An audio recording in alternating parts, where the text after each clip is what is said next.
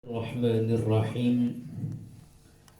Assalamualaikum warahmatullahi wabarakatuh. Alhamdulillahi rabbil alamin. Wassalatu wassalamu ala ashrafil anbiya'i wal mursalin wa ala alihi rasulillahi ajma'in. Puji syukur kita haturkan kehadirat Allah Subhanahu wa Ta'ala, yang mana pada siang hari ini, walaupun kondisi dalam keadaan hujan di mana-mana, namun alhamdulillah kita telah dapat meringankan langkah kita untuk menuju di rumah Ahlul Bait dalam tujuan untuk menyambung tali silaturahmi, sekaligus kita memperdengarkan kajian ceramah tausiah yang nanti disampaikan oleh al-ustadz kita, yang mana pada siang hari ini sudah datang di tengah-tengah kita. Kemudian salawat dan salam kepada junjungan kita Nabiuna Muhammad sallallahu alaihi wasallam. Allahumma salli wa sallim ala sayyidina Muhammad wa ala ali sayyidina Muhammad. Mudah-mudahan kita selaku umatnya kelak termasuk golongan orang-orang yang bakal mendapatkan syafaatnya. Amin ya rabbal alamin. Al-Mukarram yang saya hormati Bapak Ibu Yayasan Pendidikan Islam An-Najwa, yang saya hormati Al-Ustadz yang telah hadir di tengah-tengah kita. Terima kasih Ustadz kehadirannya. Yang saya hormati Ahlul Bait yang telah menyediakan tempat untuk bersilaturahmi, yayasan dari tingkat TK, SD, SMP An-Najwa. Dan yang saya hormati Bapak Ibu pendidik di Yayasan Pendidikan Islam An-Najwa. Adapun acara kita pada siang hari ini, yang pertama protokol oleh saya sendiri, yang kedua kata sambutan nanti yang disampaikan oleh Bapak Yayasan kita, Bapak Bayhaqi, dan yang ketiga tausiah sekaligus yang disampaikan oleh nantinya al-ustadz kita. Baiklah, kita memasuki acara yang kedua, yaitu kata sambutan oleh Bapak Yayasan kita. Kepada Bapak Bayhaqi kami persilakan dengan segala hormat.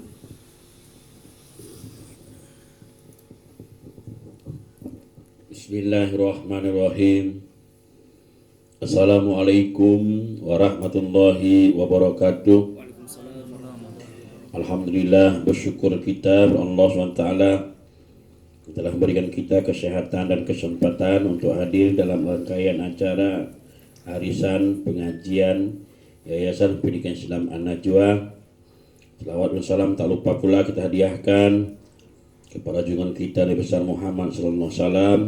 Semoga kiranya kita kelak mendapatkan syafaatnya. Amin.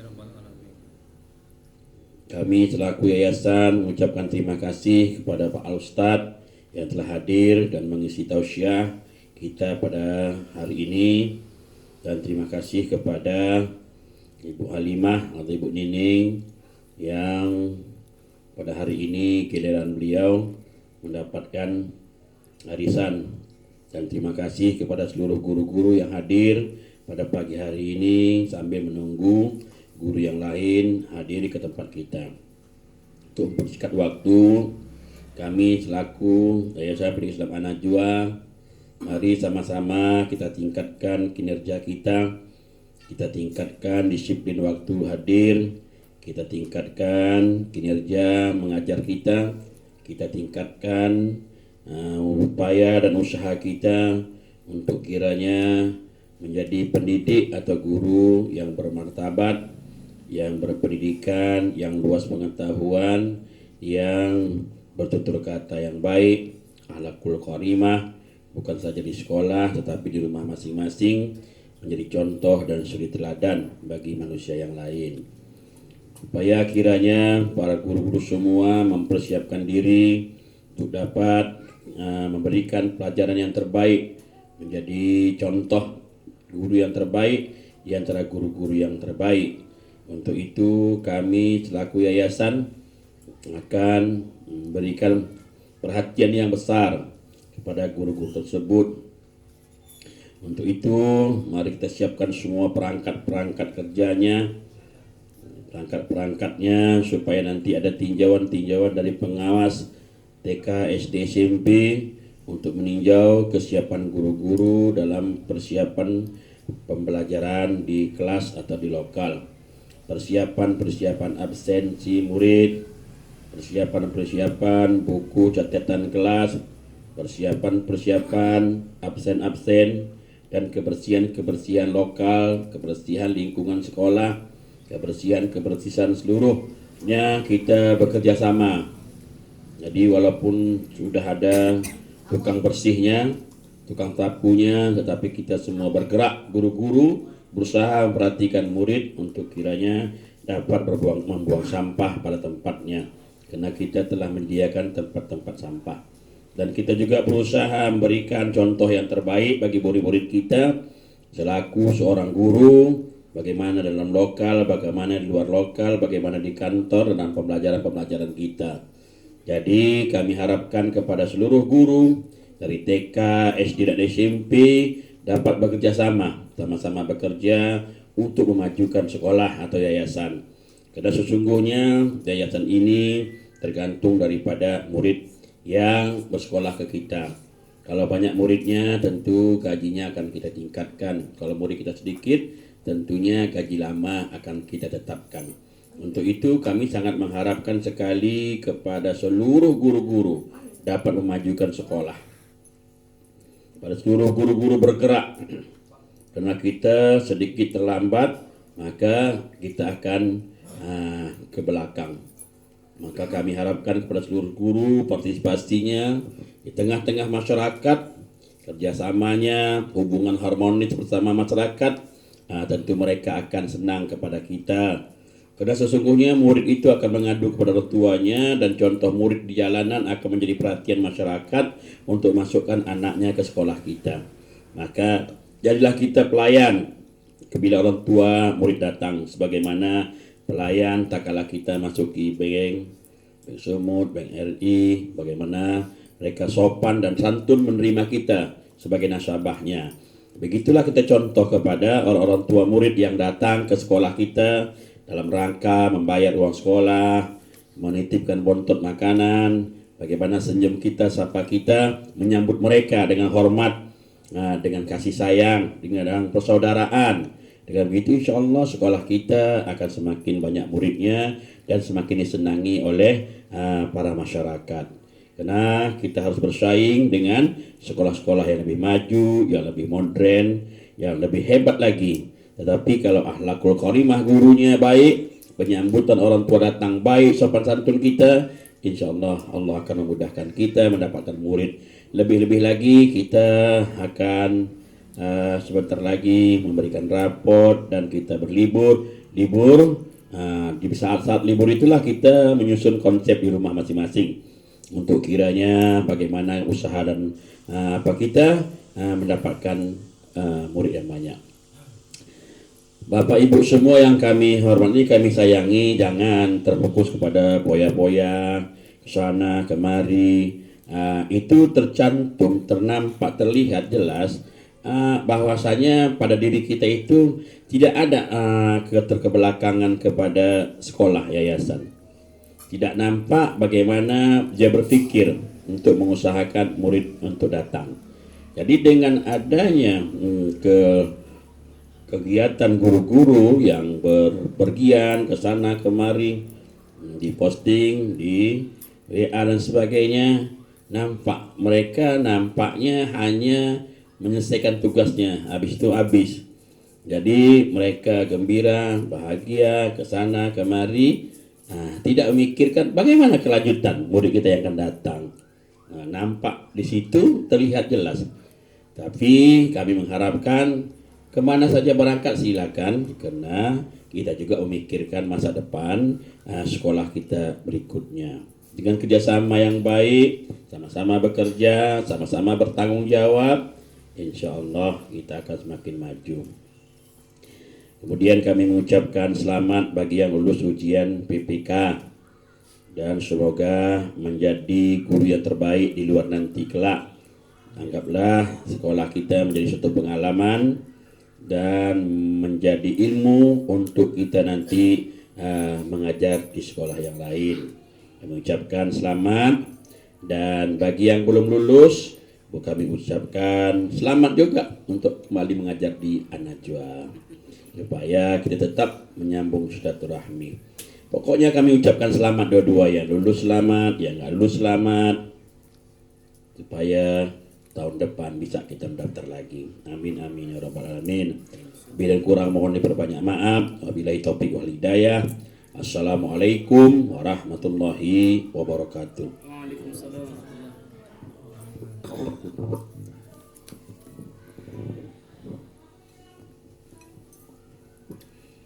Baik, terima kasih kepada Bapak Yayasan yang telah memberikan sarannya kepada kita.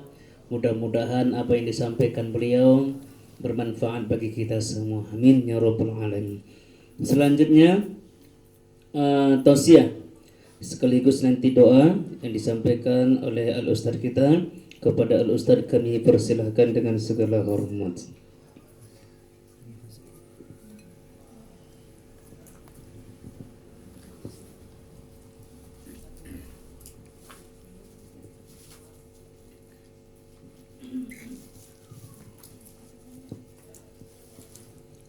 Bismillahirrahmanirrahim. Assalamualaikum warahmatullahi wabarakatuh.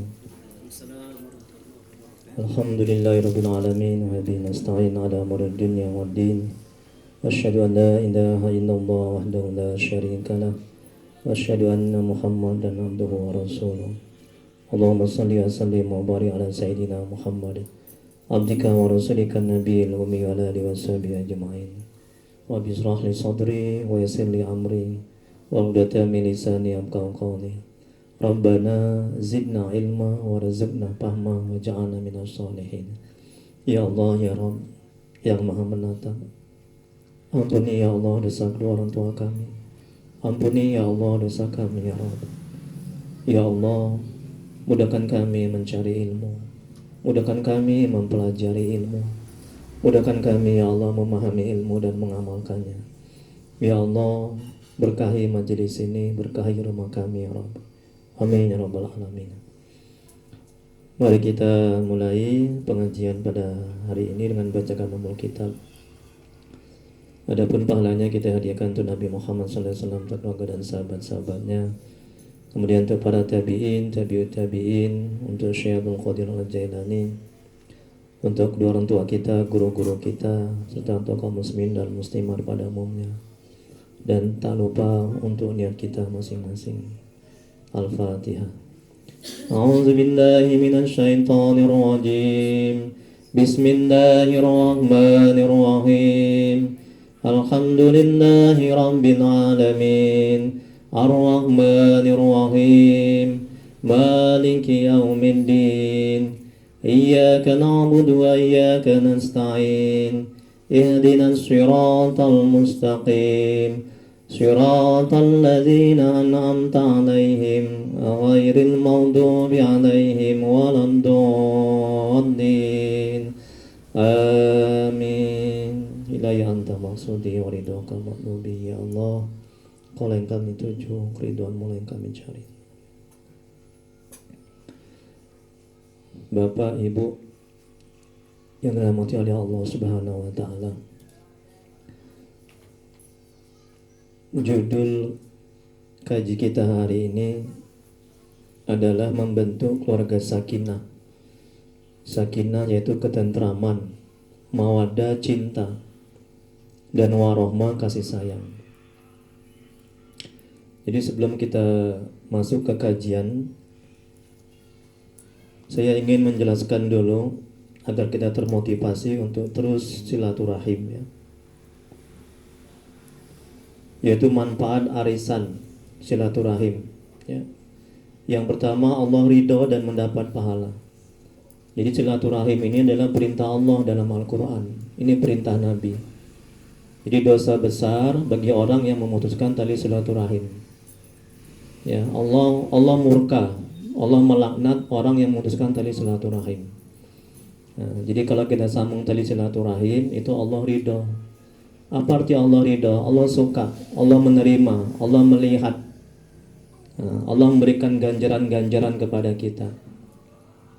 Kemudian kita mendapat pahala.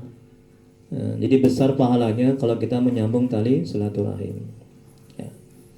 Ada yang belum dapat lagi, Bu, Pak? Ini tolong, ada yang belum dapat ini, biar saya dapat pahala yang banyak. Nah, ini Ibu, Bapak itu bilang. Iya, jadi saya buat begini supaya nggak lupa ya. Semoga kita bisa mengamalkannya. Karena ilmu itu mesti ditulis, mesti dicatat. Ya. Kemudian berikutnya yang kedua, manfaat silaturahim, dimudahkan rezeki. Jadi kalau kita mau dimudahkan rezeki, sambunglah tali silaturahim. Ya. Jadi kalau orang yang tidak mau silaturahim, ya, itu rezekinya itu seret. Rezekinya itu tertahan. Kalaupun dia dapat, tidak akan ada keberkahan. Nah, ya. Kemudian yang ketiga, manfaat silaturahim, dipanjangkan umur. Nah, ini penting, ya. Ini penting, ya, agar kita menjalin tali silaturahim. Ya. Kemudian yang keempat, manfaat silaturahim. Ya, yang baru datang Ibu langsung diambil itu materinya. Ya, salah satu bentuk berbakti kepada orang tua. Nah, jadi kalau orang tua kita meninggal, ya, salah satu bentuk berbakti kepada orang tua yang sudah meninggal itu menjalin silaturahim sama keluarga-keluarga dari orang tua. Nah, itu. Kemudian berikutnya yang kelima, menimbulkan rasa cinta dan kasih sayang. Yang keenam, sehat jasmani dan rohani. Yang ketujuh, dapat ilmu agama. Nah, jadi tidak hanya ngobrol-ngobrol. Jadi makanya suatu perkumpulan itu, ya, kalau di dalamnya tidak ada mengingatkan tentang Allah akan akhirat, maka perkumpulan itu sia-sia, nggak ada artinya. Dan Allah tidak suka, Allah tidak ridho kalau ada suatu perkumpulan, apa itu yang namanya arisan atau yang lainnya, itu di dalamnya tidak ada pengajian, tidak ada saling mengingatkan, tidak ada saling mencegah dalam kemungkaran. Itu Allah nggak suka, Allah nggak ridho, dan tidak ada keberkahan dalam perkumpulan itu. Nah, untuk itu ini sangat bagus sekali. Saya mengapresiasi Bapak Yayasan sama Ibu Yayasan, ya, untuk membentuk silaturahim seperti ini, ya. Mudah-mudahan ini bisa istiqomah, ya. Amin ya rabbal alamin. Kemudian berikutnya 7, dapat ilmu agama. Yang ke-8, mempererat tali ukhuwah sesama muslim. Jadi cara mempererat tali ukhuwah sama muslim adalah dengan cara bersilaturahim. Apalagi ini antara guru dengan guru, ya. Jadi ini sangat penting sekali. Jadi jangan sampai nanti dia merasa hebat sendiri, merasa pintar sendiri, merasa benar sendiri, ya, merasa apa lagi, merasa sudah senior. Nah, itu nggak benar. Itu akibat kalau dia tidak silaturahim. Kemudian dia sendiri-sendiri, egois, memenang sendiri. Tapi dengan adanya silaturahim ini, itu cair semuanya, saling menghormati, saling mendukung, saling menolong, ya. Jadi timbul rasa cinta kasih sesama guru. Ini makanya harus ada itu, setiap sekolah itu dibentuk arisan, yaitu silaturahim. Jadi tidak hanya ngajar pulang dapat gajian tiap bulan tidak hanya begitu. Ya. Jadi yang kita cari itu keberkahan. Ya, nggak ada artinya kalau gaji besar tapi nggak ada keberkahan. Kemudian berikutnya yang ke-9, manfaat silaturahim, dimudahkan segala urusan. Yang ke-10, yang terakhir, mendekatkan diri kepada Allah. Ya, jadi untuk mendekatkan diri kepada Allah tidak hanya zikir, tidak hanya ibadah sholat, tidak hanya baca Quran. Ini juga salah satu bentuk ini silaturahim untuk mendekatkan kita kepada Allah. Ya, wallahu a'lam. Baik, kita masuk kajian intinya, yaitu membentuk keluarga sakinah, ya, ketentraman, mawaddah, cinta, dan warahmah, kasih sayang. Kenapa saya angkat topik hari ini tentang keluarga? Karena masya Allah, lama jadi ustadz banyak yang curhat, ya. Ada yang mau bercerai, ada yang mau pisah, sedih saya. Ini tanggung jawab saya nih, ya, sebagai ustadz untuk memberikan pengarahan, pencerahan kepada umat. Tugas saya hanya menyampaikan. Rasanya berdosa saya kalau tidak menyampaikan. agar tidak timbul keretakan dalam rumah tangga. Untuk apa kita kaji tinggi-tinggi, ya kan? Kalau masalah gini aja kita nggak tahu dalam rumah tangga, itu nggak ada artinya. Nah, lebih baik kaji kita rendah tapi kita amalkan. Nah, gitu. Makanya ini penting saya sampaikan agar apa? Agar kita terhindar dari perpecahan dari dalam rumah tangga, agar terjalin rumah tangga yang samawa, ya, sakinah, mawaddah, warahmah. Istri tahu kewajibannya dan suami juga tahu kewajibannya. Yang celaka kalau suami nggak tahu kewajibannya dan si istri juga nggak tahu kewajibannya. Nah, itu neraka. Ya, masing-masing saling membenarkan. Baik, kita lihat masing-masing materinya. Ya, sakinah yang bermakna ketentraman, ketenangan jiwa itu hanya mungkin terjadi jika relasi antara suami istri itu didasarkan pada mawaddah warahmah.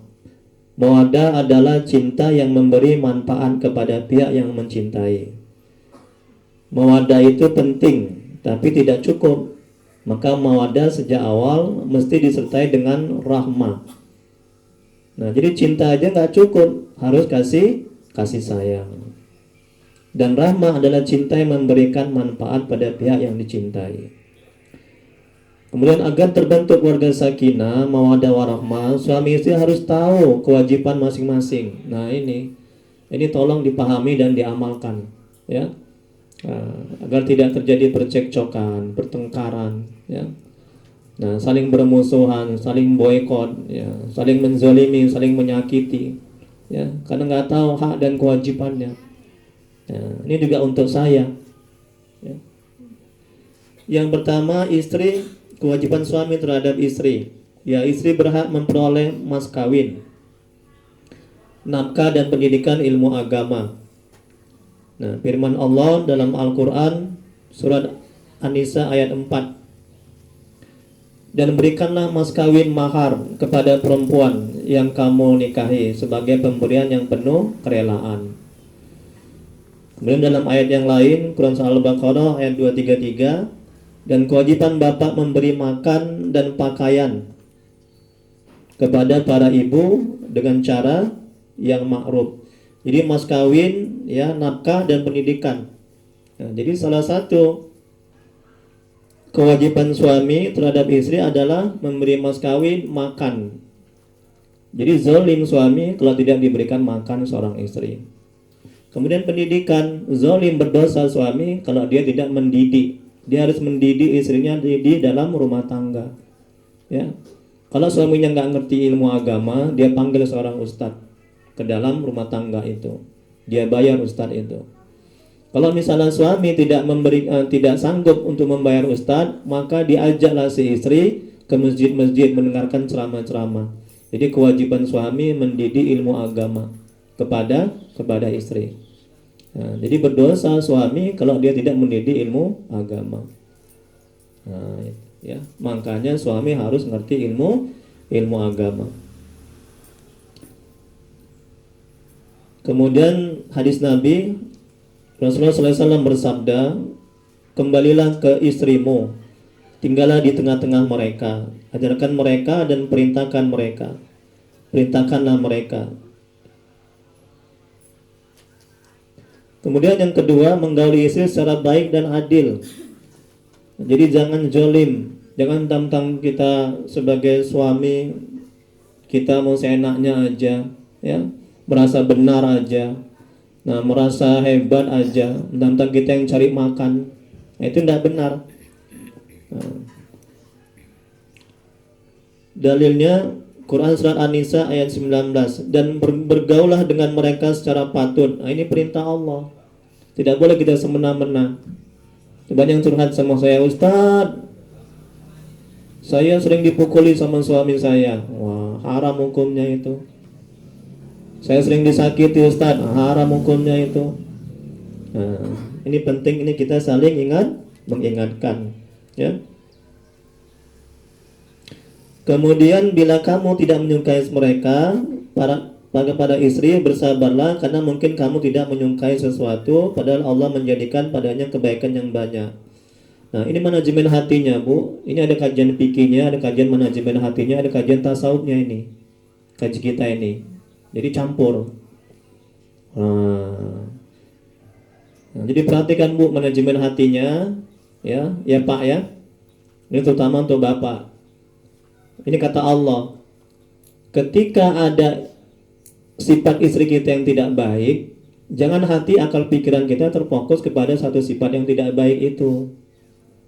Kalau itu yang kita lakukan, nauzubillah, akan bisa pisah, nggak akan bisa memaafkan, akan terus bentrok, akan terus marah, akan terus dendam, nggak akan bisa selesai. Kalau hati akal pikiran kita hanya terfokus kepada keburukan istri yang satu itu, ya. Nah ini kata Allah. Tapi coba lihat kebaikan-kebaikan istri yang lainnya, masih banyak lagi kebaikan-kebaikan istri yang lainnya. Jadi kalau kita sadar akan hal itu, kita akan bisa bersabar.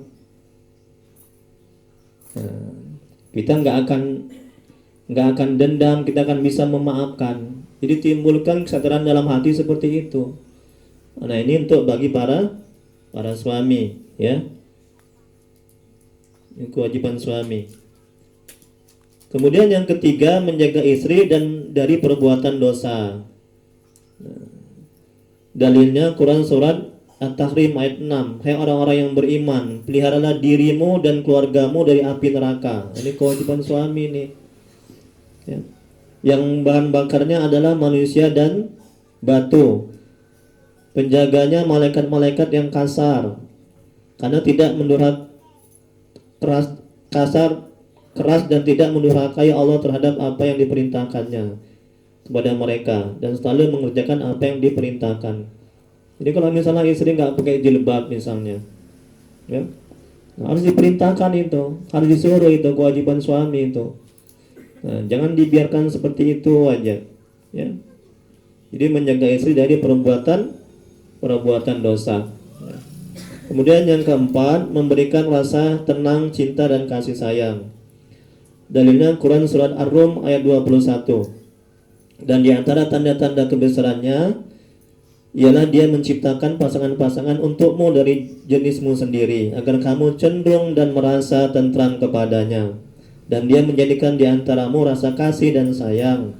Sungguh pada yang demikian itu benar-benar terdapat tanda-tanda kebesaran Allah bagi kaum yang berpikir, ya. Jadi tidak hanya duit dikasih, tidak hanya makan, ya, tidak hanya pakaian, sandang, rumah, ya. Nah, tidak hanya itu. Nah, dan juga rasa kasih sayang, rasa cinta, rasa peduli, ya, rasa perhatian. Nah, itu juga penting. Nah, karena istri kita ini bukan boneka, ya, dia juga perlu kasih sayang. Nah, kemudian berikutnya Bu, Pak, lihat halaman 2 yang ke-5, menjaga rahasia istri. Nah, Rasulullah SAW bersabda yang artinya sungguhnya manusia, ya, dikasih Bu, tolong itu materinya yang baru datang, ya, biar bisa nanti diamalkan. Ini penting nih kaji ini, biar insya Allah selamat rumah tangga kita, ya. Sesungguhnya manusia yang paling buruk kedudukannya di sisi Allah pada hari kiamat ialah orang yang menyetubuhi istrinya, dan istri bersetubuh dengan suaminya, kemudian dia menyebarkan rahasianya. Wah, nggak boleh, itu aib, berdosa. Ya, aku tadi malam sama istriku berhubungan, tapi istriku gini. Wah, itu, ya, jangan. Jadi setiap aib yang ada sama istri kita itu mesti ditutupi, ya. Nah, jangan kita buka, sekalipun itu sama teman kita, teman akrab kita. Nah, itu aib istri kita itu. Nah, kemudian berikutnya tadi kewajiban suami, sekarang kewajiban istri terhadap suami. Nah, ini dengar nih ibu-ibu nih. Yang pertama, meringankan mahar suami. Ya, Rasulullah SAW bersabda yang artinya sebaik-baik mahar yaitu seringan-ringannya, di surat Abu Daud. Nah, jangan dipaksa untuk memberikan mahar yang sebesar-besarnya, semahal-mahalnya. Ya Allah, itu tidak benar itu, ya. Yang nggak mampu dimampu-mampukan. Nah, itu. Dan kemudian dalam hadis yang lain Rasulullah SAW bersabda, berikanlah maharnya sekalipun berbentuk cincin dari besi. Ini tengok kata Nabi, sekalipun cincin dari besi. Nah, jadi jangan diberatkan, ya. Ini surat Bukhari dan Muslim. Kemudian yang kedua, kewajiban istri mengikuti tempat tinggal suami. Nah, dalilnya Quran surat At-Talaq ayat 6. Ini kata Allah, tempatkanlah mereka para istri di mana kamu suami bertempat tinggal menurut kemampuan kamu. Ya kalau nggak mampu ya ngontrak. Kalau nggak mampu tempat mertua dulu, tempat orang tua dulu, ya kan? Nah itu. Ya. Jadi intinya harus diberikan rumah. Itu kewajiban suami itu kan. Sebagai kepala rumah tangga. Dan istri juga harus mengikuti suami. Jangan pula istri mengikuti orang tua. Dimanapun suami bertempat tinggal, si istri ikut. Ya. Ini penting. Jadi jangan pula gara-garanya, Ustadz, aku cinta kali sama mamaku, sama bapakku. Udahlah, aku tinggal sama ini aja lah, sama mamaku, bapakku. Nggak bisa. Ini kalau nggak ngerti ilmu agama, kalau nggak ngaji. Tapi kalau dia ngaji, ini kan perintah Allah ini. Dimanapun suaminya tinggal, istri harus ikut. Ini dia dalilnya ini. Nah, jadi nggak boleh istri itu egois, ya. Nah, mentang-mentang dia terlampau cinta sama bapaknya, sama mamanya. Nah, dia nggak mau ikut suaminya. Abang aja yang kemarin lah, tempat orang tuaku. Ngapain pula aku ikut sama abang? Nah, ini ya. Jadilah pertengkaran, percekcokan.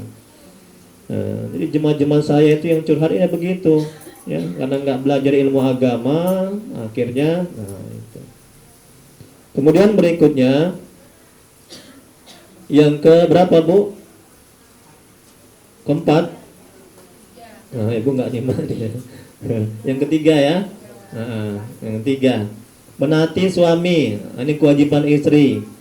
Ya Rasulullah SAW bersabda yang artinya, jika aku diperbolehkan memerintahkan seorang bersujud pada orang, pasti aku perintahkan seorang istri untuk taat pada suaminya, karena besarnya hak yang dimiliki suami atasnya. Hadis riwayat Tirmizi dan Ahmad. Tengok tuh kan, sampai-sampai kalaulah boleh istri itu bersujud, ya, ke kaki suaminya itu. Itu artinya besar kali hak suaminya terhadap, ya.